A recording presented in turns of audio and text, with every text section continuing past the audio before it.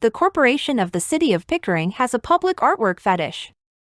They have full-time employees on staff who are eager to help give your money away to artists for overpriced artwork. They can't resist spending excessive amounts of taxpayer dollars on public art at every opportunity they get. Oh no! Is why are we not utilizing the Art Reserves Fund specifically for the Indigenous public artwork and the interpretive signage within the Beachfront Park Master Plan? Because instead, I understand we're pulling from the casino reserve and the development charges. So wouldn't it be more prudent to use appropriate reserve funds for their intended purposes, such as infrastructure, roads, and sewers, by using the funds from the other reserves? How can we ensure accurate accountability for the city's expenditures on the artwork? And could there also, on top of that, could there be a risk of depleting any kind of critical reserves needed for future essential projects? It just seems like if we're pulling the money not from the reserve fund, basically, is like, how are we going to stay true and how are we going to keep track of which artwork is actually coming from the different funds? Thank you. We're depleting these funds. Thank you. This should be used for other. Of course, Mr. Mayor tries to cut Councillor Lisa Robinson off because she is asking a great question and he doesn't want people to hear her ask questions or elaborate further.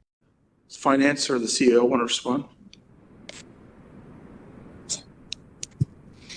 Through the chair to Councillor Robinson, I think in this unique circumstance, the services that are being received is through a design that can be incorporated into the metal railing system. It's not a public art piece. It's not a public art piece.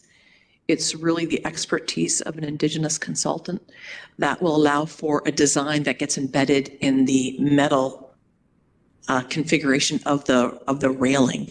So I think that's why it goes towards the construction of the rail system, the railings.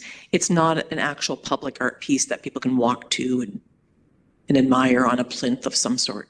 Mm-hmm. Condescending Carpino, the city CAO, just lied by saying that what Councillor Lisa Robinson is referring to is a design and that it is not public art, even though it clearly says in her report that it is Indigenous public artwork. Why is Condescending Carpino lying again? Is this a trend where the CAO lies to the public who she is supposed to be working for? So I hope that provides the distinction. Maybe the Director of Engineering Services has more to add. Thank you, Marisa. Yeah, you're correct. What it is on the side system where there's the railings, there will be panels, metal panels, and these will be laser cut into those panels. If you're familiar with the washroom facility at Rotary Frenchman's Bay West Park, we have two large vertical metal panels, and art has been cut into that, basically wildlife. It looks like wildlife. These will be similar in nature, but they will have an Indigenous context to them. Mm-hmm. Perfect. It was just because, since we're always hung up on the proper wording and whatnot, kind of semantics, but I believe it did say for the Indigenous public artwork and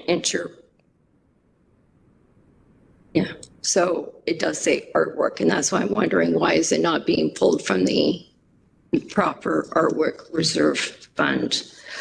I think I'm almost done with my questions, Mr. Mayor. I think I'll have a couple more if that's okay.